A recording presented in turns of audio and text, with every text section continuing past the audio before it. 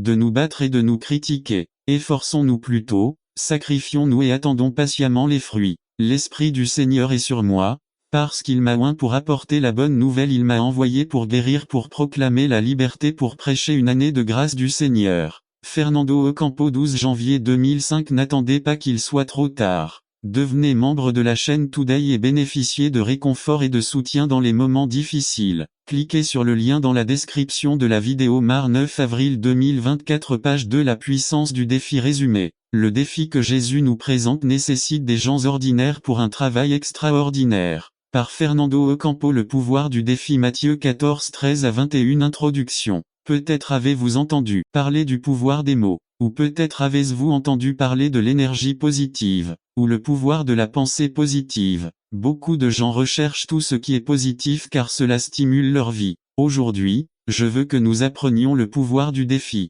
Défier signifie provoquer, défier, inciter à la compétition personnelle. De nombreuses personnes n'aiment pas les défis parce qu'elles ont peur de l'inconnu ou parce qu'elles se sentent trop inadéquates pour affronter ce qui les attend. Souvent, les défis ne sont pas bien reçus parce que les gens sont bien dans leur zone de confort et satisfaits de ce qu'ils ont. D'un autre côté, il y a des gens qui aiment les défis et les risques. Il existe une émission télévisée intitulée Fear Factor. Le facteur peur. Dans ce programme, les concurrents reçoivent un prix qu'ils peuvent gagner. Mais pour l'obtenir, ils doivent passer une série de tests psychologiques pour vaincre leur peur. Ce programme est conçu pour enseigner aux participants qu'un défi demande des efforts et de la persévérance. Transition. À une occasion, Jésus a lancé à ses disciples un grand défi qui ne nécessitait aucun type de test psychologique, mais la foi. Lisons le passage de Matthieu 14, 13 à 21. Le défi que Jésus nous présente est totalement différent. C'est un défi qui requiert des gens ordinaires pour un travail extraordinaire, et des personnes imparfaites pour accomplir le dessein de Dieu. C'est là que réside la puissance du défi que Jésus lance à notre Église. C'est dans ce contexte que se déroule le texte. Jésus vient de recevoir une mauvaise nouvelle concernant son cousin Jean-Baptiste qui a été décapité. C'était une période difficile pour le Seigneur et il avait besoin de temps pour faire son deuil, de temps pour clarifier beaucoup de choses qui étaient sûrement dans son esprit et dans son cœur. Jésus avait besoin de temps pour être seul avec le Père. La foule entendit parler de ce qui était arrivé à Jean, mais ne montra aucune sympathie envers Jésus. L'affaire de Juan n'avait pas d'importance. C'est pourquoi, lorsqu'ils voient Jésus traverser la mer sans y penser, ils le suivent à pied le long du rivage. Ils ont dû aller à une telle vitesse qu'ils sont apparemment arrivés avant lui. En arrivant de l'autre côté, Jésus réalise qu'il doit se concentrer à nouveau sur le dessein de Dieu. En quittant le bateau, il voit une grande foulée. Au milieu de son deuil personnel, Jésus fait ce qu'aucun de nous ne ferait, placer les besoins des autres avant les siens. Nous avons tous des problèmes. Dans toutes les églises nous trouverons plus d'une situation qui nous épuise et consomme nos forces. Nous tous qui composons l'église du Seigneur sommes des êtres humains rachetés par la grâce de Dieu. Mais ce qui maintient une église sur le bon chemin, même malgré les problèmes, c'est le défi que Dieu n'attend pas qu'il soit trop tard. Devenez membre de la chaîne Today et bénéficiez de réconfort et de soutien dans les moments difficiles. Cliquez sur le lien dans la description de la vidéo. Mardi 9 avril 2024. Page 1 nous a mis en avant, acte 1, 8. Pour cette raison, après avoir fait sa part, Jésus se tourne vers les disciples et les met au défi de faire la leur. V 15 à 16. Cela nous rappelle la dynamique de la vie de l'Église. Quand les membres voient que les gens commencent à arriver, ils s'excitent, ils viennent devant, là ils pleurent, ils promettent et pendant quelques dimanches ils sont les premiers à arriver tôt. Pendant le service ils ne vont même pas aux salles de bain. Mais quand ils voient que le pasteur a accepté un défi de Dieu pour l'Église, la question change et la panique s'empare même des plus enthousiastes et ils disent « Pasteur, comment allons-nous faire? Il n'y a pas de budget, je dois le loyer du temple, les dîmes ont considérablement baissé. » Et à partir de là le défi qui était censé nous pousser devient une préoccupation qui nous arrête. Ici, nous voyons que les disciples ont commencé à s'inquiéter. Lorsqu'ils ont vu que Jésus ne renvoyait pas les gens, qu'il était trop tard, qu'il n'y avait même pas de McDonald's. Alors, ils s'approchent de Jésus et lui suggèrent de renvoyer les gens. Mais Jésus ne les écoute pas mais les interpelle avec ces paroles. « Vous n'avez pas besoin de partir. Tu lui donnes quelque chose à manger. » Les disciples ont vu le problème et non le potentiel qu'ils avaient, ils se sont plaints en disant « Nous n'avons ici que 5 pains et 2 poissons. Seigneur, c'est impossible. » Et c'est exactement ce que nous faisons. nous nous concentrons sur les problèmes et non sur notre potentiel, nous nous plaignons à Dieu parce que nous sommes une église si petite et si pauvre qui n'a pas de ressources, nous nous plaignons de ne pas avoir de dons à servir, de ne pas avoir de ressources, donc en conclusion le meilleur c'est de laisser les gens repartent les mains vides. Frères, le défi de Jésus n'est pas que l'église baptiste de Bethel devienne une tranchée où ses membres séjournent confortablement, mais qu'elle soit une église axée sur la mission. Le défi de Dieu n'est pas que nous nous entretuions en combattant, en bavardant et en divisant le corps du Christ, mais plutôt en nous efforçant de maintenir l'unité de l'esprit dans le lien de la paix. Jésus se rend compte que ses disciples n'arrivent à rien et qu'ils s'arrachent les cheveux en disant impossible, impossible. Il voit qu'ils veulent faire ce qu'il demande,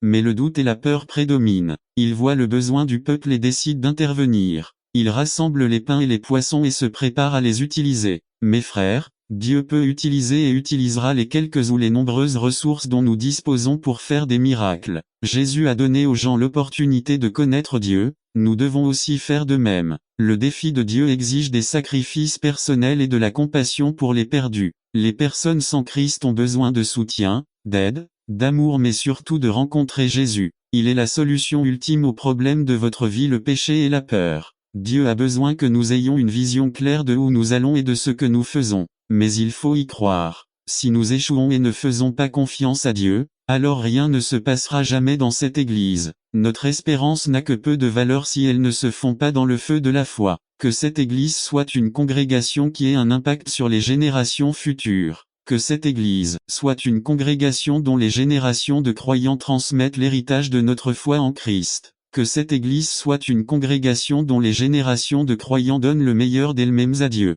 Bethel Baptist Church, le défi que Dieu vous lance est le suivant: le peuple n'a pas besoin de partir. Nourrissez-le vous-même. N'attendez pas qu'il soit trop tard. Devenez membre de la chaîne Today et bénéficiez de réconfort et de soutien dans les moments difficiles. Cliquez sur le lien dans la description de la vidéo. Mardi 9 avril 2024, page 2, 12 février 2005. N'attendez pas qu'il soit trop tard. Devenez membre de la chaîne Today et bénéficiez de réconfort et de soutien dans les moments difficiles. Cliquez sur le lien dans la description de la vidéo. Mardi 9 avril 2024, page 3. La famille chrétienne appelée à être lumière dans le monde. Résumé. Une réalité avec laquelle nous vivons depuis de nombreuses années est la dissociation familiale. Par Fernando Ocampo. Sujet 4. La position de Jésus devant la famille. Matthieu 19, 1-8. En tant que famille, nous nous trouvons au milieu d'une société turbulente dépourvue de valeurs absolues. En tant que famille croyante que nous sommes appelés à être lumière et à présenter un nouveau mode de vie basé sur l'espérance qui nous a été donnée par le Seigneur. La relation familiale est un processus constructif et la base fondamentale du développement et du fonctionnement de la famille. Cependant, une réalité avec laquelle nous vivons depuis de nombreuses années est la dissociation familiale, produit de la rupture des relations qui mène à la séparation ou au divorce. Et ce n'est pas seulement une question du monde, mais elle est également présente dans l'Église aujourd'hui. Avec la violence domestique, les abus sexuels, psychologiques et émotionnels, la séparation est l'un des grands monstres qui menacent la famille, en particulier les enfants. Je ne parlerai pas du sujet du divorce ou de la séparation car c'est un sujet assez controversé qui a généré des positions extrémistes avec lesquelles je ne suis pas d'accord. Cependant, je veux vous dire que j'ai cru en un Dieu qui pardonne et restaure la famille, qui pourra reprendre les morceaux brisés et endommagés et les transformer en vases utiles à sa gloire. Le sujet que je souhaite aborder concerne la position de Jésus concernant la famille. Pour les Juifs, la famille a toujours été le centre de leur vie. Au temps de Jésus, la famille avait une importance primordiale. Pour les rabbins de l'époque, le père et la mère étaient considérés comme les partenaires de Dieu dans la procréation. Ils pensaient qu'avoir des enfants était une obligation, au point que quiconque ne remplissait pas cette obligation était considéré comme un meurtrier. De ce point de vue et dans ce contexte, personne ne devrait rester célibataire. Certains rabbins disaient que l'homme célibataire est un homme insatisfait, qu'un homme sans famille est un homme sans joie et sans bénédiction. Dans les lois et les valeurs de l'époque, l'unité de la famille était si importante que, par exemple, si le père de famille commettait un crime, non seulement lui, mais aussi sa femme et ses enfants pouvaient facilement aller en prison punition. De plus, les gens pensaient que même les péchés des parents étaient, d'une manière ou d'une autre, transmis aux enfants. Les lois de l'époque protégeaient la continuité de la famille à tel point que, si une femme était veuve et sans enfant, les frères célibataires de son mari décédé devaient l'épouser, afin qu'il y ait des descendants du même sang. C'est pour cette raison que bon nombre des enseignements du Seigneur, et même ceux de ses apôtres, ont une origine familiale, au point que le croyant en Christ est considéré comme un membre de la famille de Dieu. Dans les évangiles, on trouve toute une série de déclarations dans lesquelles Jésus défend les relations familiales ou les assume comme modèle de comportement pour ses disciples. C'est dans ce contexte que les pharisiens soulèvent la question du divorce avec Jésus. Qu'est-ce qui se cache derrière? N'attendez pas qu'il soit trop tard. Devenez membre de la chaîne Today et bénéficiez de réconfort et de soutien dans les moments difficiles. Cliquez sur le lien dans la description de la vidéo. Mardi 9 avril 2024 page 1 réponse du Seigneur. Je sais que vous pensez à deux choses. A. Le divorce n'est pas autorisé et B. La seule raison biblique valable pour le divorce est l'adultère. En méditant et en lisant ce passage plus attentivement, je peux percevoir que le Seigneur va plus loin et voit la famille dans son ensemble. Et sans crainte de se tromper, il souligne que ce qui attaque la famille, ses relations, et plus encore les enfants, c'est la dureté du cœur de l'homme produite par le péché. Ces paroles révèlent directement la situation anormale et dysfonctionnelle de la famille de son époque. À le centre de tout était le père de famille qui exerçait une autorité absolue qui lui donnait le droit de disposer de tout à sa guise. B. En tant que seigneur absolu, il pouvait répudier et expulser sa femme de la maison pour une série de raisons absurdes. Le plus triste était que la femme était complètement abandonnée. Qu'Adagar en Jean 21c, le père avait le pouvoir de décider comment, quand et avec qui ses fils et, surtout ses filles devaient se marier. Et cela n'a pas été discuté. Cela ne veut pas dire que tous les parents étaient des dictateurs. Bien sûr, il y avait de très bons parents. Autrement, Jésus n'aurait pas autant utilisé l'exemple du père de famille dans plusieurs de ses paraboles. Par sa réponse, Jésus se situe au-delà de tout plan juridique et s'inscrit dans le projet initial de Dieu. Il sait que le fait de la famille est décisif dans l'expérience et la vie des hommes, c'est pourquoi il appelle l'unité familiale donc, ce que Dieu a uni, que personne ne le sépare. Jésus fait appel à la stabilité familiale et défend les relations familiales. Qu'est-ce que Dieu a mis en place? Non seulement envers les maris mais aussi envers la famille. Le mariage et la cellule familiale ne peuvent être brisés ou dissous par les normes et critères humains de l'égalité des membres. N'avez-vous pas lu que celui qui les a fait au commencement les a fait mâles et femelles? Jésus affirme et reconnaît l'individualité et la dignité de chaque membre de la famille afin que personne n'ait des droits exclusifs. 3. Liberté dans la famille. À cause de la dureté de votre cœur, Moïse vous a permis de divorcer de vos femmes mais au début, ce n'était pas comme ça. Jésus ne s'attaque pas à l'existence même de la famille, mais il dénonçait l'oppression de la famille en déclarant le père propriétaire absolu de la femme et en lui accordant les pleins pouvoirs sur la femme et les enfants. Dans son fonctionnement et du point de vue de Jésus, la structure familiale juive n'était pas idéale. Conclusion. Jésus est venu annoncer une nouvelle réalité pour la famille, le royaume de Dieu. Dans le royaume, Dieu est le Père et chacun est frère les uns des autres. Et entre frères, il ne peut y avoir ni inégalité ni inimitié. La famille est nécessaire pour former l'être humain et l'intégrer dans la société. Mais son fonctionnement contribue souvent à perpétuer l'autoritarisme, à nier la dignité et le bien-être des femmes et des enfants, et à promouvoir le manque de solidarité et l'exploitation. Tout cela entrave la vision du royaume. Un message clair est le suivant. Jésus rejette tout modèle familial dysfonctionnel qui entrave le dessein de Dieu. Dans cette nouvelle situation, que peut nous dire la position de Jésus concernant ne pas attendre qu'il soit trop tard? Devenez membre de la chaîne Today et bénéficiez de réconfort et de soutien dans les moments difficiles. Cliquez sur le lien dans la description de la vidéo. Mardi 9 avril 2024 page 2 Famille. Son idéal d'égalité et de dignité de l'être humain reste le même. Comment adapter vos demandes à la réalité d'aujourd'hui? C'est notre défi 12 juin 2005. N'attendez pas qu'il soit trop tard.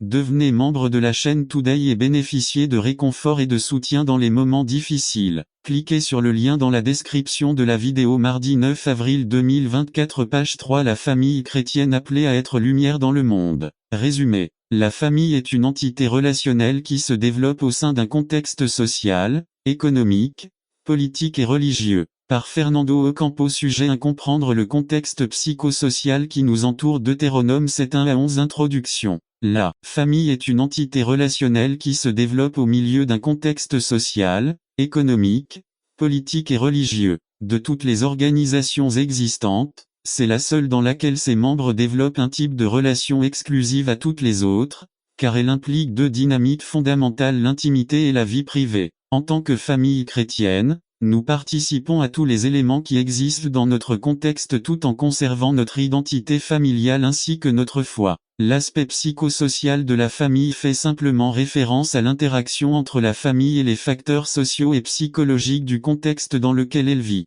Que nous le voulions ou non, la famille et la société interagissent constamment. Ainsi, le contexte dans lequel une famille se développe influence négativement ou positivement son comportement et son fonctionnement. L'Ancien Testament, en particulier le Deutéronome, est rempli d'une série d'avertissements soulignant le risque qu'Israël court d'être influencé par la culture, la société, la politique et la religion des nations cananéennes. De même aujourd'hui, la fragilité de la famille et la proximité de tout dans notre contexte psychosocial menacent et affectent la structure et la vitalité familiale. L'influence sociale est telle qu'elle génère certaines réactions et comportements chez chacun des membres d'une famille puisque chacun exprime son point de vue, ses émotions et ses perceptions. Ce type de réaction est souvent à l'origine des fameux conflits familiaux. Aujourd'hui, la famille, cellule de base de la société, est en déclin. Quand l'Éternel, ton Dieu, t'aura introduit dans le pays dans lequel tu entreras pour le prendre, tu ne feras pas d'alliance avec eux et tu n'auras aucun lien de parenté avec eux. Cet avertissement va bien au-delà du simple mariage avec une incroyante, mais aussi englobe tout ce qui se trouve dans le contexte auquel Israël a dû faire face. Nous pourrions très bien avoir un foyer chrétien, mais en même temps avoir une alliance avec certains types de schémas que l'on retrouve dans notre société, comme le consumérisme, les longues heures de travail qui nous isolent de nos enfants. Eh bien la liste est longue. Ce que Dieu veut préciser ici, c'est que le contexte dans lequel nous vivons sera toujours en conflit avec les valeurs morales et les normes de conduite bibliques. Car vous êtes un peuple saint pour Jéhovah. N'attendez pas qu'il soit trop tard. Devenez membre de la chaîne Today et bénéficiez de réconfort et de soutien dans les moments difficiles. Cliquez sur le lien dans la description de la vidéo. Mardi 9 avril 2024, page 1. Ton Dieu. Le contexte sociopolitique, culturel et religieux actuel attaque l'institution familiale. La société actuelle est ébranlée par les crises auxquelles elle est confrontée politiquement. Nous ne nous portons pas bien, il n'y a pas d'identité culturelle définie et religieusement, nous sommes sur le point de toucher le fond. Familles chrétiennes présentes ici, nous sommes appelés à remplir nos devoirs et responsabilités civiques, à marcher d'une manière différente, à présenter un modèle de vie différent et à être une lumière dans le monde. C'est précisément ce qui est implicite dans le passage que nous étudions. Le dessein de Dieu dans ce passage va au-delà d'un appel à la sainteté. Le dessein de Dieu se projette également vers la famille. Il n'y a rien de plus dangereux qui menace la stabilité et la prospérité d'une nation que la désintégration de l'institution familiale. Les coutumes des nations cananéennes affecteraient non seulement l'aspect spirituel du peuple, mais aussi la famille. Mais de quelle manière? Les aberrations sexuelles telles que la prostitution sacrée, la sodomie et la bestialité pratiquée lors de leurs fêtes mettent en danger le caractère sacré moral du mariage. Offrir leurs enfants en sacrifice menaçait le bien-être physique, émotionnel et psychologique de l'enfance et la promiscuité, la violence, la barbarie et le despotisme envers les esclaves et les prisonniers de guerre menaçaient la sécurité. Le développement et le fonctionnement de la famille. Tu ne feras pas d'alliance avec eux et tu ne seras pas non plus apparenté à eux car cela détournerait ton fils de me suivre et il servirait d'autres dieux. La psychologie sociale de la famille nous dit que les symptômes ou les comportements de ceux qui composent une famille sont l'expression d'une influence contextuelle. C'est pourquoi nous trouvons des systèmes familiaux dysfonctionnels. La vie d'un individu ne se développe pas indépendamment du reste du monde. Depuis notre naissance jusqu'à notre mort, nous ne sommes jamais seuls. Si nous l'étions, nous ne serions pas capables de survivre, ne serait-ce que quelques jours puisque nous avons été créés comme des êtres relationnels qui interagissent les uns avec les autres. Dans ce processus d'interaction, l'individu, comme la famille, influence son contexte et, à son tour, en est influencé. De cette manière, les individus façonnent les caractéristiques et la structure d'une famille. Ce n'est pas la société qui donne forme et stabilité à la famille, mais plutôt la famille qui façonne et assure la stabilité à la société dans laquelle elle se développe. Gardez donc les commandements, les statuts et les décrets que je vous commande aujourd'hui d'observer. 2:11 Que votre lumière brille devant les hommes, afin qu'ils voient vos bonnes œuvres et glorifient votre Père qui est dans le monde cieux. Le Monde 17h16 dimanche prochain, nous continuons 15 mai 2005. N'attendez pas qu'il soit trop tard. Devenez membre de la chaîne Today et bénéficiez de réconfort et de soutien dans les moments difficiles. Cliquez sur le lien dans la description de la vidéo. Mardi 9 avril 2024, page 2. La famille chrétienne appelée à être lumière. Dans le monde résumé, ce qui façonne les caractéristiques d'une famille, ce sont les individus qui la composent et non la société dans laquelle elle se développe. Par Fernando Ocampo. Thème numéro 2. Vivre dans le contexte psychosocial qui nous entoure. Deutéronome 7, 1 à 11. Introduction. La relation familiale est un processus constructif. Il se construit progressivement à mesure que chaque membre d'une famille est exposé à une série d'influences et d'expériences diverses qui affectent le système familial. Nous avons déjà vu que la famille n'est pas une entité isolée du contexte qui l'entoure. La famille et le contexte interagissent constamment. Bibliquement et théologiquement, la famille chrétienne occupe une place importante dans le plan et le dessein de Dieu pour les raisons suivantes. À communiquer le plan de Dieu pour le mariage et la famille. Ses principes et ses valeurs lui permettent de se développer dans la société et en même temps de remplir ses fonctions fondamentales. Former les personnes, éduquer à la foi et promouvoir le bien commun. Son expérience avec le Christ lui permet de maintenir l'équilibre et de renforcer les différentes relations familiales, conjugales, parentales, filiale et fraternelle. Ce qui façonne les caractéristiques d'une famille, ce sont les individus qui la composent et non la société dans laquelle elle évolue. Comme nous l'avons vu, Deutéronome 7, 1 à 11 ne se limite pas seulement à la mise en garde contre les mariages mixtes, mais pointe également les dangers de l'influence de la société cananéenne ainsi que les caractéristiques que devraient avoir les familles d'Israël. Fidélité à Dieu, dépendance de Dieu et obéissance à Dieu. La Bible nous apprend que l'influence du contexte cananéen a entraîné les familles israélites sur un chemin différent puisque de nombreuses coutumes ont été filtrées dans l'unité de base de la nation, la famille. Je ne veux pas blâmer la société ou le contexte dans lequel nous vivons pour nos décisions. Nous sommes également responsables puisque, ayant le Seigneur dans nos vies, nous ignorons souvent ce que dit la Bible. Mais aujourd'hui, l'histoire se répète. De nombreuses coutumes de notre contexte ont pu s'infiltrer dans notre famille de la manière suivante. 1. La religion à la place de la relation avec Dieu l'Éternel. Ton Dieu t'a choisi pour être pour lui un peuple spécial, plus que tous les peuples qui sont sur terre.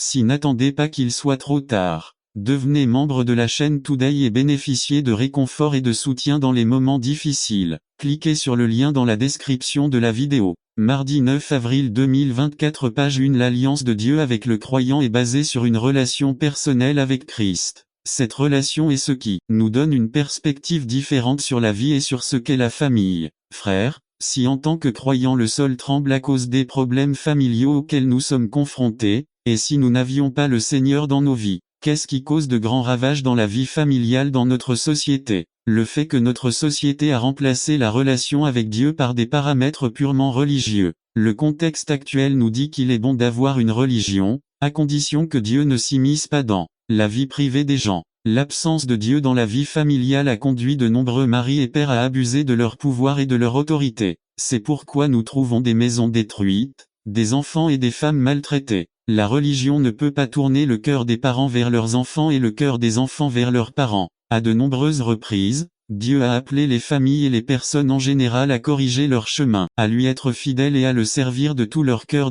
La lutte au lieu de la dépendance de Dieu. Un recensement effectué en 2001 indique qu'il y a au Canada 8 654 845 croyants évangéliques, mais que seulement 22%, soit 1 904 066, fréquentent régulièrement leur église le dimanche. Qu'est-ce que cela nous dit? Que nous vivons dans un contexte où tout le monde évolue à un rythme rapide, tellement accéléré qu'il n'y a plus de temps pour rien, pas même pour la famille. Tout comme au temps de Jésus, l'inquiétude et l'anxiété semblent être la caractéristique commune de nombreuses personnes aujourd'hui. C'est pourquoi il a dit un jour dans Luc 12, 22 à 31, « Ne passez pas votre vie à vous soucier de ce que vous allez manger, de ce que vous allez boire ou de ce que vous allez vous vêtir. La vie ne consiste pas seulement à manger, il ne s'agit pas non plus seulement de manger, le corps n'existe que pour être habillé. Pensez-vous qu'en vous inquiétant trop, vous vivrez un autre jour? Si vous ne parvenez pas à y parvenir, pourquoi vous inquiétez-vous d'autre chose pour boire?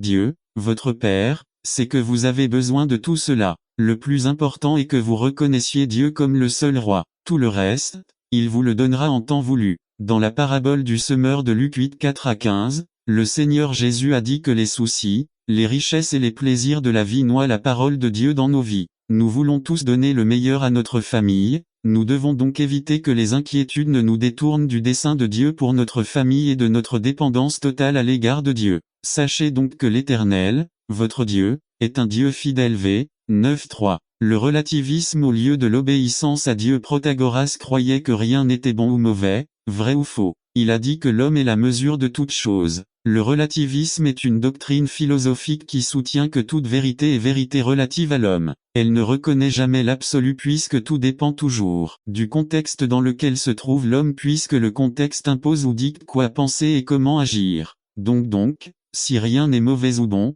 vrai ou faux, obéir à Dieu n'a aucun sens. Les relations sexuelles avant le mariage sont-elles un péché? Non. En fin de compte, ils se marieront de toute façon. Est-ce un péché de mentir? Non. Tous les mensonges ne sont pas mauvais, il y a des mensonges pieux. La promiscuité est-elle un péché? Non, n'attendez pas qu'il soit trop tard. Devenez membre de la chaîne Today et bénéficiez de réconfort et de soutien dans les moments difficiles. Cliquez sur le lien dans la description de la vidéo. Mardi 9 avril 2024 page 2 à condition que les précautions appropriées soient prises pour éviter de contracter des maladies vénériennes. Cette semaine, les informations recherchaient un homme séropositif. Le crime n'était pas que cet homme ait eu des relations sexuelles avec des femmes et des hommes. Son crime, c'est de ne pas avoir dit à ces gens qu'il était porteur du sida. Il n'est donc pas surprenant de trouver des foyers insatisfaits, des mariages frustrés et des adolescents confrontés à des problèmes qui vont de la recherche d'identité, ce qui est normal,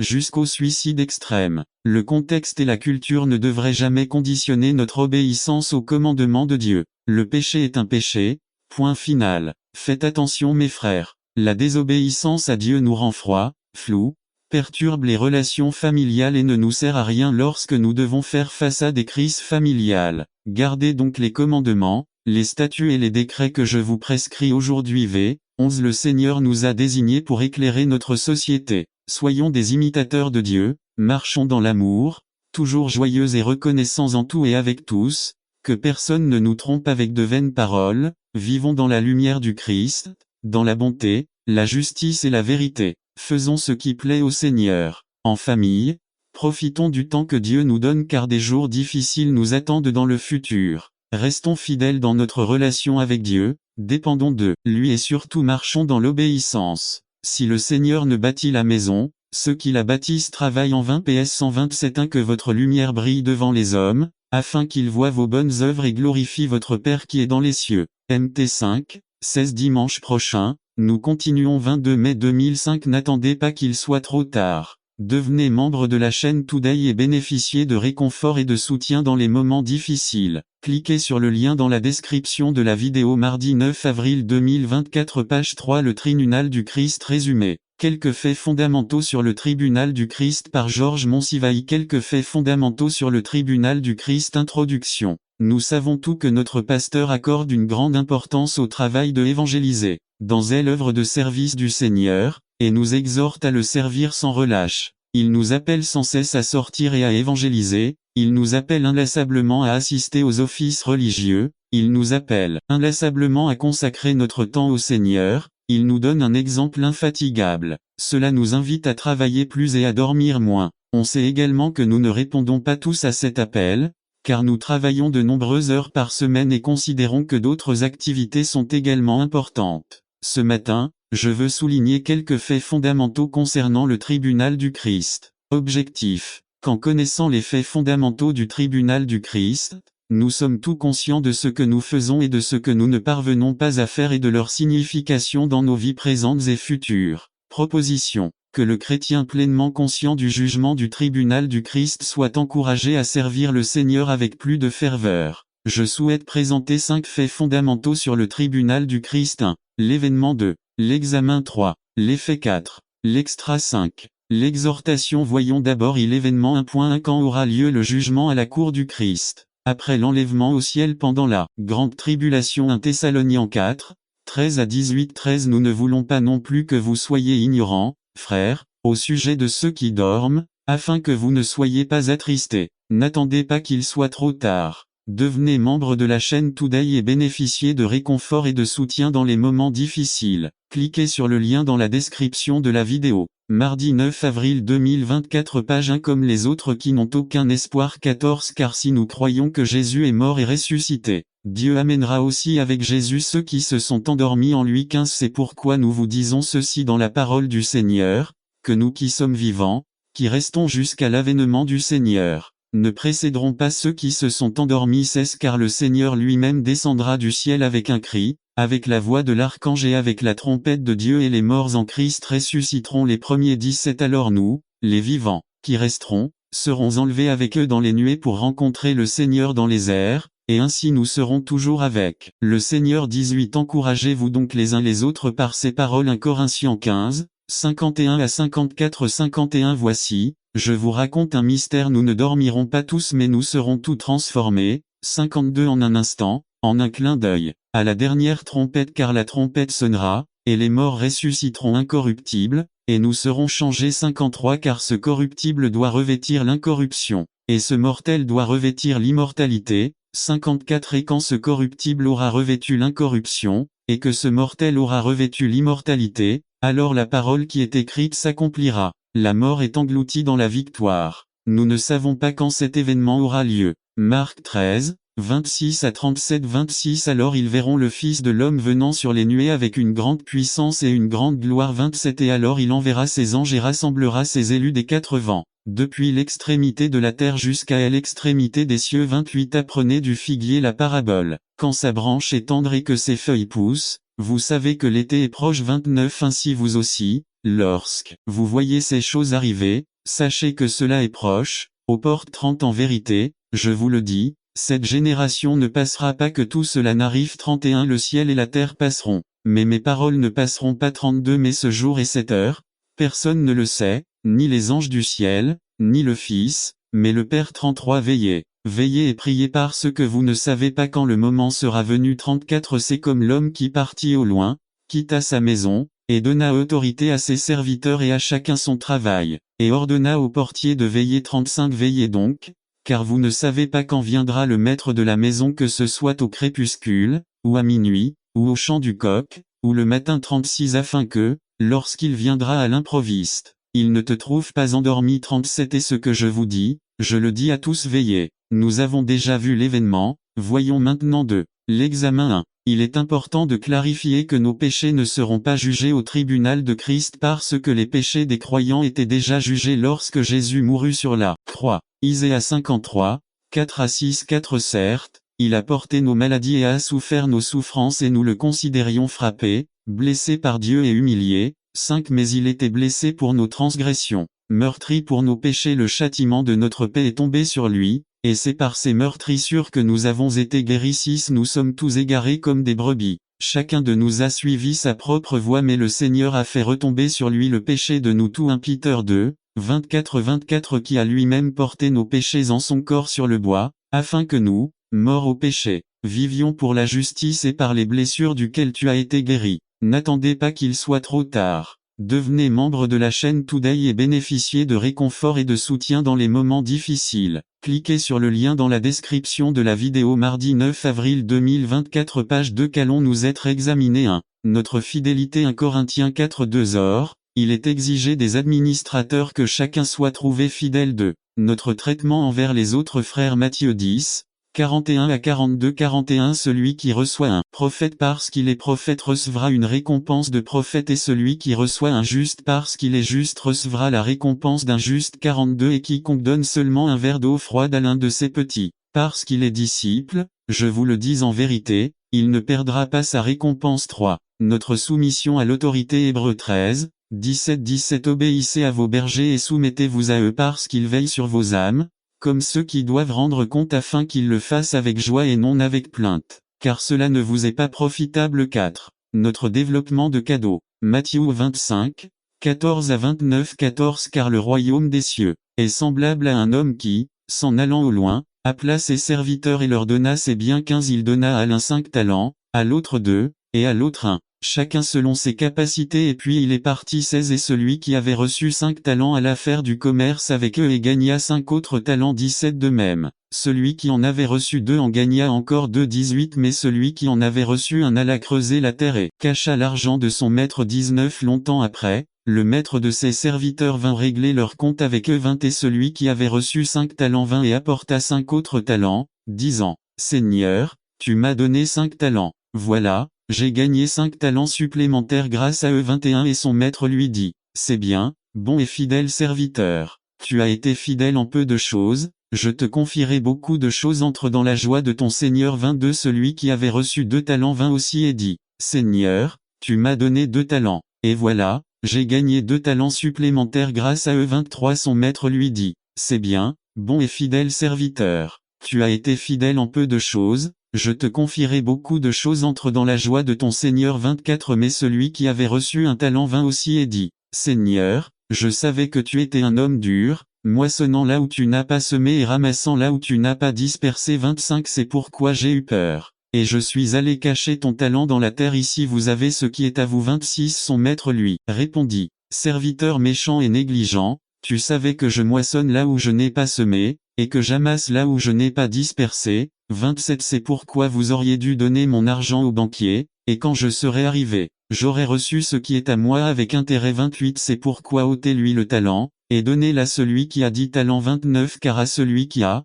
on donnera, et il aura davantage et à celui qui n'a pas. Même ce qui la sera ôté, 30 et jette le serviteur inutile dans les ténèbres du dehors il y aura des pleurs et des grincements de dents 5. Notre utilisation de l'argent 1 Timothée 6, 17 à 19 17 commande à ceux qui sont riches dans ce monde de ne pas s'enorgueillir et de ne pas mettre leur espérance dans des richesses incertaines, mais dans le Dieu vivant, qui nous donne toutes choses avec richesse, afin que nous en jouissions 18 qu'il fasse le bien, qu'il soit riche en bonnes œuvres, généreux 19 se posant de bonnes bases pour l'avenir, afin qu'il puisse obtenir la vie éternelle 6. Notre patience dans les souffrances 1 Pierre 4 12 à 13. Bien-aimés, ne soyez pas surpris de l'épreuve ardente qui s'est abattue sur vous, comme si quelque chose d'étrange vous arrivait.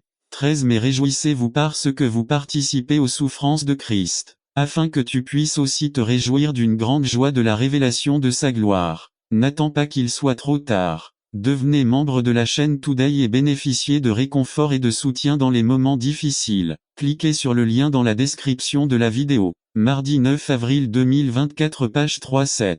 Notre bon usage du temps 1 Pierre 1, 17 Et si vous appelez comme Père celui qui, sans respect pour les personnes, juge selon l'œuvre de chacun, conduisez-vous avec crainte tout le temps de votre pèlerinage 8. Notre détermination à courir la course 1 Corinthiens 9, 24 Ne savez-vous pas que ceux qui courent dans le stade courent tout, mais qu'un seul remporte le prix. Courez de telle manière que vous l'obteniez 9. Notre maîtrise de l'ancienne nature 1 Corinthiens 9, 25 à 27 Quiconque combat s'abstient de tout. Eux, en effet, recevront une couronne corruptible, mais nous, une couronne incorruptible 26 C'est pourquoi je cours ainsi, non pas au hasard. De cette façon, je ne combats pas comme quelqu'un qui frappe l'air, 27 Mais je frappe mon corps et je le mets en esclavage, de peur que, ayant été un héros pour les autres, je ne sois moi-même détruit 10. Notre souci des âmes perdues 1 Thessaloniciens 2 19 à 20 L'apôtre Paul a dit 19 Car quelle est notre espérance, ou notre joie,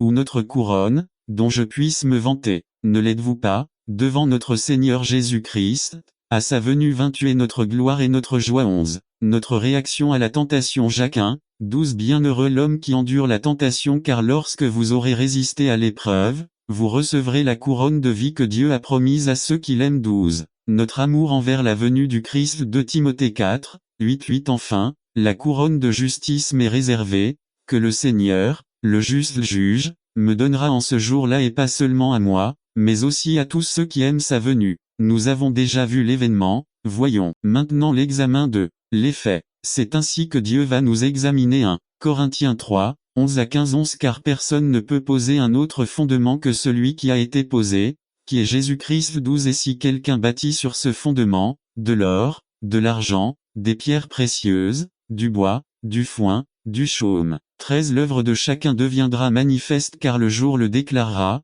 car cela sera révélé par le feu et le feu éprouvera le travail de chacun, quel qu'il soit. 14 Si l'œuvre de celui qui l'a construit demeure, il recevra une récompense. 15 Si l'œuvre de quelqu'un est brûlée, il en subira une perte, mais lui-même sera sauvé, comme par le feu de l'épreuve est appelé les yeux du Christ. Apocalypse 1, 14 Sa tête et ses cheveux étaient blancs comme de la laine blanche, comme de la neige, ses yeux comme une flamme de feu. Il existe ici deux types de matériaux, ceux qui résistent au feu et ceux qui ne résistent pas au feu. N'attendez pas qu'il soit trop tard. Devenez membre de la chaîne Today et bénéficiez de réconfort et de soutien dans les moments difficiles. Cliquez sur le lien dans la description de la vidéo. Mardi 9 avril 2024 page 4 À celui qui endure le feu 1. Or symbole de pureté, de noblesse et de gloire divine 2. Argent symbole des œuvres de rédemption basées sur une vie de gratitude 3. Pierre précieuse L'expression ici ne désigne pas le lierre ornemental mais fait référence aux grosses pierres de marbre et d'onyx.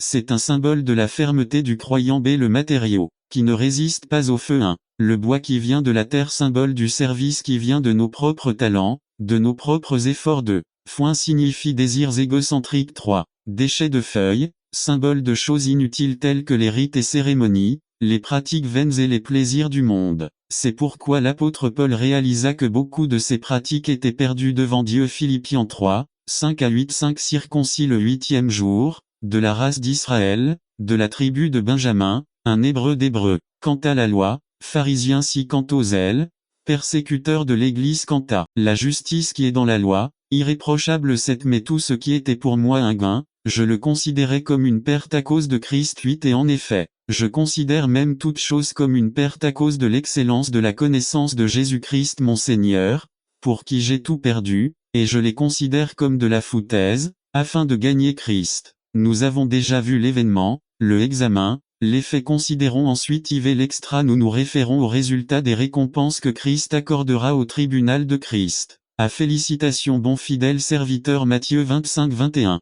23 B. Récompense représentée par des couronnes. Une couronne incorruptible. 1 Corinthiens 9-25 2 couronnes de justice. 2 Timothée 4-8 3 couronnes de vie. Jacques 1-12 4 couronnes de joie. 1 Thessaloniciens 2-19 5 couronnes de gloire. 1 Pierre 5, 4 Ces positions gouvernementales. 1. Présidents municipaux. Luc 19, 17,19 2. Présidents nationaux. Apocalypse 2, 26,27 N'attendez pas qu'il soit trop tard. Devenez membre de la chaîne Today et bénéficiez de réconfort et de soutien dans les moments difficiles. Cliquez sur le lien dans la description de la vidéo. Mardi 9 avril 2024 page 5-3. Roi et prêtre. Apocalypse 5, 10-4. Juge. Apocalypse 20, 4-5, 5 Police universelle. Psaume 149, 5-9 6. Dirigeant sur la terre. Apocalypse 5, 9,17. Parfait en unité avec Dieu. Jean 17 22,23 C'est les 7 vainqueurs. Enfin V. L'exhortation. Prenez garde à ne pas perdre votre prix. Apocalypse 3, 10,11 Dis parce que tu as gardé la parole de ma patience, je te garderai aussi de l'heure d'épreuve qui doit arriver sur le monde entier. 6 morts. Pour tester ceux qui habitent sur la terre. 11 Voici, je viens bientôt. Retiens ce que tu as, afin que personne ne prenne ta couronne. Prenez soin de recevoir la récompense. 2 Jean 1, 8 Prenez soin de vous, afin de ne pas perdre le fruit de votre travail, mais de recevoir la pleine récompense. Quelle est votre décision ce matin? N'attendez pas qu'il soit trop tard. Devenez membre de la chaîne Today et bénéficiez de réconfort et de soutien dans les moments difficiles. Cliquez sur le lien dans la description de la vidéo. Mardi 9 avril 2024 page 6 Consummate. C'est le résumé. La 6e parole prononcée par notre Seigneur Jésus-Christ sur la croix, par Georges Monsivaïs est terminée. Jean 19, 30 La 6e parole que notre Seigneur Jésus-Christ a prononcée sur la croix est enregistrée dans l'Évangile selon saint Jean 19, 30. Quand Jésus eut pris le vinaigre, il dit, « C'est fini », et baissant la tête, il rendit l'esprit. Ce matin je souhaite exposer 3 vérités contenues dans ce verset. Sa souffrance totale 2. Son sacrifice total. Sa soumission totale. Sa souffrance totale. Quand Jésus prit le vinaigre. Nous connaissons le vinaigre comme un produit de la seconde fermentation des liqueurs vineuses, mais le vinaigre auquel la Bible fait référence n'est pas celui que nous connaissons aujourd'hui. Ce liquide amer qui sert à assaisonner certaines salades ou plats, il a d'autres bienfaits. Il guérit les coups de soleil et est un produit de nettoyage. Il est utilisé pour nettoyer les vitres tachées par les pluies acides dans les villes. Avez-vous déjà eu envie de boire du vinaigre? Évidemment non, Donc le vinaigre dont parle l'Écriture faisait référence à un autre type de boisson. Le vinaigre était un vin aigre et léger utilisé par les soldats romains. C'était une boisson courante dans l'armée romaine. Le fait est que pendant que Jésus était sur la croix et confronté à des souffrances impressionnantes, l'un des soldats a été poussé à la miséricorde pour l'aider à atténuer ses souffrances. Mais Jésus l'a rejeté. La Bible dit dans Matthieu 27:34, « Ils lui donnèrent à boire du vinaigre mêlé de fiel mais après qu'il l'eut goûté, il ne voulut pas le boire. » Jean souligne, quand Jésus avait bu du vinaigre. Compte tenu du contexte de l'Écriture, nous ne devrions pas en déduire que Jésus a bu du vinaigre. Bien que nous sachions que dans cet événement s'est accompli ce qui a été dit par le roi David dans le psaume 69:21, qui dit 21 « Ils m'ont aussi donné du fiel pour nourriture, et dans ma soif, ils m'ont donné à boire du vinaigre. » Alors a-t-il bu ou non du vinaigre? N'attendez pas qu'il soit trop tard. Devenez membre de la chaîne Today et bénéficiez de réconfort et de soutien dans les moments difficiles. Cliquez sur le lien dans la description de la vidéo mardi 9 avril 2024 page 1. Rappelons-nous ce que Jésus a dit lorsqu'il célébrait la Pâque avec ses disciples, il a fait la promesse suivante. Dans Matthieu 26, 26 à 29, 26 Et pendant qu'il mangeait, Jésus prit du pain et le bénit, et il le rompit, et le donna à ses disciples, et dit, « Prenez, mangez ceci est mon corps. » 27 Et après avoir rendu grâce, il leur donna, en disant, « Buvez-en tout. » 28 Car ceci est mon sang nouveau alliance, qui est répandu pour beaucoup pour la rémission des péchés. 29 Et je vous dis que désormais je ne boirai plus de ce fruit de la vigne, jusqu'au jour où j'en boirai du nouveau avec vous le royaume de mon Père. Il a promis qu'il ne boirait pas du fruit de la vigne avec ses disciples jusqu'à ce que cet événement n'ait pas eu lieu, donc Jésus n'allait pas boire du fruit de la vigne parce que Jésus l'avait promis ses disciples. Il est donc correct de comprendre que Jésus a seulement reçu le vinaigre afin que l'Écriture puisse s'accomplir, mais qu'il n'en a pas bu, il l'a seulement goûté. Il y a donc deux vérités principales. 1. La première vérité est qu'en rejetant le vinaigre, il démontre sa totale volonté de se soumettre au sacrifice total ordonné par son Père. L'acte du soldat romain était un acte de miséricorde, puisque le mélange de vinaigre et de fiel produisait un certain engourdissement chez le crucifié. Jésus n'a pas bu parce que rien n'allait atténuer son sacrifice pour les péchés de l'humanité, comme l'apôtre Paul l'a écrit aux Philippiens 2, 6 à 8, 6 qui, étant sous la forme de Dieu, ne considérait pas l'égalité avec Dieu comme une chose faite mais il s'est rendu sans réputation, prenant la forme d'un serviteur, étant créé à l'image des hommes 8 et étant trouvé dans la forme d'un homme, il s'est humilié, devenant obéissant jusqu'à la mort, même jusqu'à la mort une croix. 2. La deuxième vérité est qu'il tient sa promesse, dit Jésus, qu'il ne boira pas du fruit de la vigne avec ses disciples jusqu'au jour où j'en boirai avec vous dans le royaume de mon Père. Cette promesse reste donc en suspens car il la célébrera non seulement avec ses disciples mais avec chacun de nous qui avons eu confiance en lui comme notre sauveur personnel. Jusqu'à présent nous avons vu sa souffrance totale, voyons maintenant, de son sacrifice total. Quand Jésus eut pris le vinaigre, il dit, « C'est fini, c'est fini ». Dans le grec original, il s'agit d'un seul mot, tetelesté. Peut-être que pour nous ce n'est pas un mot connu mais à cette époque ce mot était très courant. Tetelesté était prononcé par le prêtre lorsque les sacrifices étaient présentés dans le temple ou dans le tabernacle. Lorsque l'animal était sacrifié et que son acte était complètement accompli, le prêtre prononçait ce mot tetelesté. N'attendez pas qu'il soit trop tard. Devenez membre de la chaîne Today et bénéficiez de réconfort et de soutien dans les moments difficiles. Cliquez sur le lien dans la description de la vidéo. Mardi 9 avril 2024. Page 2. Tetelesté était un mot que les Juifs prononçaient lorsqu'un ouvrage était terminé. Tetelesté était un mot qu'ils utilisaient pour déclarer qu'une dette avait été entièrement payée. Tetelesté est un mot à voix médiane au plusquamparfait qui signifie que tous les travaux sont terminés, que la dette a été annulée, qu'elle a été payée. Tételesté est la parole que le diable n'a pas voulu entendre car elle signifie que l'humanité peut désormais faire confiance à Jésus pour le salut de son âme. Tetelesté est le mot qui triomphe de la victoire de la gloire parce que l'agneau de Dieu qui enlève le péché, le monde a terminé son œuvre à payer. C'est son sacrifice total. 1. Les tourments du mal ont pris fin. 2. Le dessein et le commandement de Dieu concernant la souffrance ont été exécutés. 3. Tous les types et prophéties de l'Ancien Testament se sont complètement accomplis. 4. Toutes les normes de la loi cérémonielle ont pris fin. Avec la réalité du sacrifice du calvaire, et l'ombre des sacrifices prescrits dans le Lévitique a cessé d'être valable, comme Paul le mentionne dans sa lettre aux Colossiens. Colossiens 2 14 à 16 14 annulant l'écriture des ordonnances qui étaient contre nous, qui nous étaient contraires, la retirant du chemin et la clouant sur la croix. 15 et la dépouillant les principautés et îles puissances. La croix. Le sabbat a été payé et l'observance du dimanche est une proclamation constante du dimanche. Résurrection du Christ. 5. La dette contractée envers Dieu pour le péché de l'humanité a été payée. L'agneau de Dieu qui enlève le péché du monde a réalisé l'expiation complète du péché dont le jour des expiations était une figure. La dette est réglée, le compte de l'humanité auprès de Dieu est payé. Comme Paul le mentionne dans 2 Corinthiens 5 17 à 21, 2 Corinthiens 5 17 à 21 17 Si donc quelqu'un est en Christ,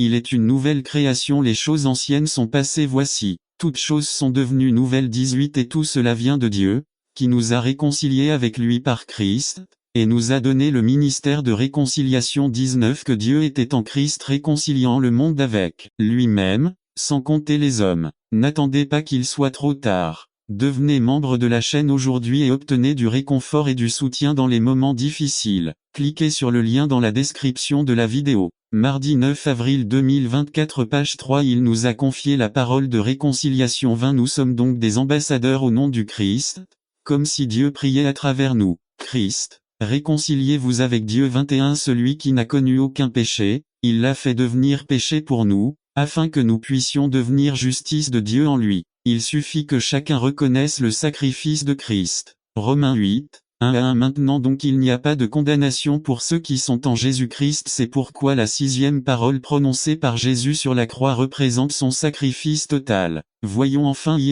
sa soumission totale. Quand Jésus eut pris le vinaigre, il dit, « C'est fini », et il baissa la tête et rendit son esprit. Il est important de noter ce que déclare l'Écriture. Christ avait le contrôle total de sa vie à tout moment.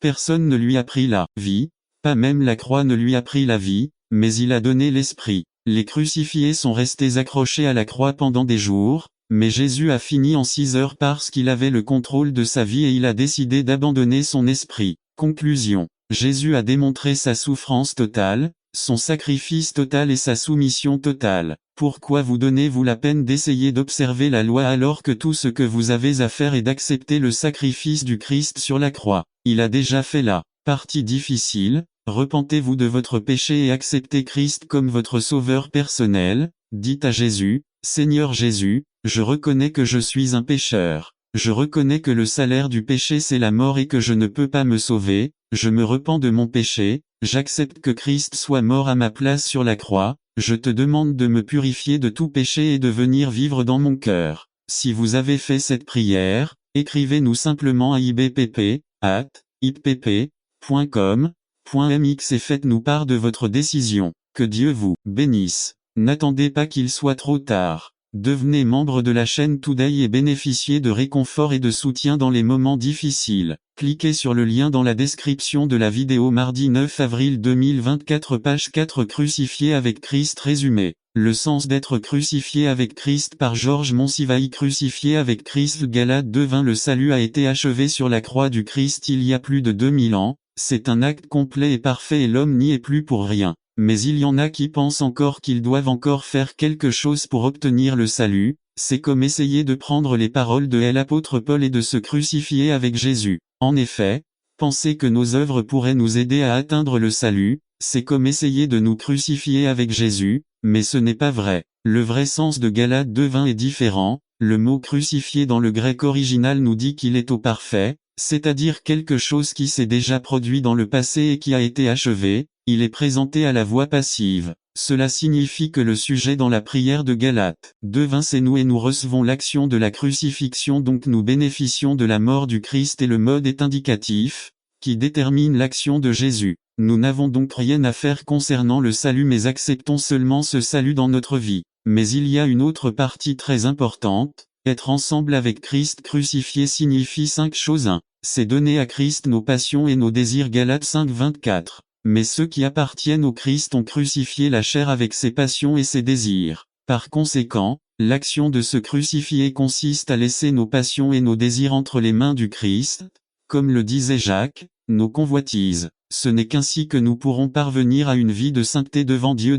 C'est une action de crucifixion humilité. Galates 6, 14. mais loin de moi l'idée de me glorifier autrement que de la croix de notre Seigneur Jésus-Christ, par qui le monde a été crucifié pour moi et moi pour le monde. C'est abandonner notre orgueil personnel et nous humilier devant la volonté de Dieu, comme l'apôtre Paul l'a également dit dans Philippiens 2, 5 à 8 Philippiens 2, 5 à 11 5 Ayez en vous cette pensée qui était aussi en Jésus-Christ, 6 qui étant sous la forme de Dieu, il n'a pas considéré l'égalité avec Dieu comme une chose à saisir, 7 mais s'est vidé, prenant la forme d'un serviteur, étant né à l'image des hommes 8 et étant trouvé sous forme humaine, il s'est humilié et est devenu obéissant jusqu'à la mort, et n'a pas attendu qu'il soit trop tard. Devenez membre de la chaîne Today et bénéficiez de réconfort et de soutien dans les moments difficiles. Cliquez sur le lien dans la description de la vidéo. Mardi 9 avril 2024 page 1 Mort sur une croix 3. C'est une action de témoignage Philippiens 2,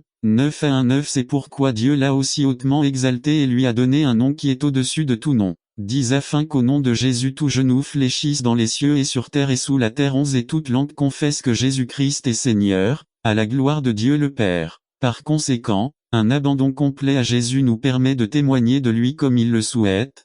Parfois il est très douloureux pour nous de témoigner. Mais qu'est-ce qui peut se comparer à la mort de Jésus sur la croix 4 Cela signifie ne plus vivre sous la loi Colossiens 2, 14 Colossiens 2, 14 Abolir le registre des décrets qui étaient contre nous, qui nous étaient contraires, l'enlever du chemin et le clouer sur la croix 5. Cela signifie un abandon total à la volonté de Dieu Romains 12, 1,2 Romains 12, 1,2 C'est pourquoi je vous supplie, frères, par la miséricorde de Dieu, de présenter vos corps comme un sacrifice vivant, saint, agréable à Dieu, ce qui est votre adoration rationnelle. Ne vous conformez pas à ce monde, mais soyez transformés par le renouvellement de votre esprit, afin de prouver quelle est la volonté bonne, agréable et parfaite de Dieu. Quel effort nous déployons pour Christ pourrait être assimilé à son œuvre rédemptrice. La vérité n'est pas vraie, alors pourquoi est-il si difficile de lui consacrer notre temps et nos ressources? Que Dieu nous permette de le servir de tout notre cœur et de toutes nos forces. Amen. N'attendez pas qu'il soit trop tard. Devenez membre de la chaîne Today et bénéficiez de réconfort et de soutien dans les moments difficiles. Cliquez sur le lien dans la description de la vidéo. Mardi 9 avril 2024 page 2 Une raison de soumettre. Partie 4 Résumé. La soumission biblique n'est pas seulement la soumission à l'extérieur, mais aussi à l'intérieur. Par Joshua Pinto Une raison de soumettre revenant aujourd'hui à 1 Pierre. Pierre vient d'expliquer que les chrétiens sont des étrangers dans ce monde. Mais maintenant, Pierre veut que ses lecteurs comprennent que même si leur citoyenneté est au ciel, ils doivent néanmoins être de bons citoyens ici sur terre. Pedro sait que la soumission est une caractéristique déterminante d'un bon citoyen. C'est donc avec cette connaissance à l'esprit que Pierre commence par 1 Pierre 2 13 à 25 13 Soumettez-vous, pour l'amour du Seigneur, à toute autorité humaine, soit au roi, comme autorité suprême. 14 Soit au gouverneur qui l'envoie pour punir ceux qui font le mal et reconnaissez ceux qui font le bien. 15 Car telle est la volonté de Dieu, qu'en faisant le bien il fasse taire et l'ignorance des insensés. 16 C'est agir comme un peuple libéra qui n'utilise pas sa liberté pour cacher le mal, mais qui vit comme un serviteur de Dieu. 17 Donnez à chacun le respect qui lui est dû. Aimez vos frères, craignez Dieu, respectez le roi. 18 Serviteurs, soumettez-vous avec tout respect à vos maîtres, non seulement les bons et les compréhensifs, mais aussi les insupportables. 19 Car il est louable que, par sens de responsabilité devant Dieu, on endure des épreuves, même si on souffre injustement. 20 Mais comment pouvez-vous vous attribuer du mérite si vous supportez d'être maltraité pour avoir fait le mal? En revanche, s'il souffre pour avoir fait le bien, cela mérite la louange devant Dieu. 21 C'est à cela que vous avez été appelés, parce que le Christ a souffert pour vous, vous donnant un exemple à suivre sur ses traces. 22 Il n'a commis aucun péché et il n'y avait aucune tromperie sur ses lèvres. 23 Quand il l'insultait, il ne répondait pas par des insultes. Lorsqu'il souffrait, il ne menaçait pas, mais il se livrait à celui qui juge justement. 24 Lui-même, dans son corps, a porté nos péchés sur l'arbre, afin que nous puissions mourir au péché et vivre pour la justice. Par ses blessures tu as été guéri. 25 Auparavant, vous étiez comme des brebis égarées, mais maintenant vous êtes retournés vers le berger qui prend soin de vos vies. LSGIUN Commandement très difficile. Soumettez-vous. 1 Pierre 2, 13 Soumettez-vous, pour l'amour du Seigneur, à toute autorité humaine. Mettez sous. À la soumission n'est pas quelque chose de naturel, c'est quelque chose de très difficile à faire. La soumission n'est pas quelque chose qui n'est pas forcé, c'est quelque chose qui se fait volontairement. La soumission biblique n'est pas seulement une soumission extérieure, mais aussi intérieure. Le verbe soumettre signifie littéralement se mettre sous soumission. Et selon les enseignements bibliques, l'attitude de soumission vient d'un esprit bien disposé, une motivation impérieuse convaincante pour l'amour du Seigneur. N'attendez pas qu'il soit trop tard. Devenez membre de la chaîne Today et bénéficiez de réconfort et de soutien dans les moments difficiles. Cliquez sur le lien dans la description de la vidéo. Mardi 9 avril 2024, page 1 à la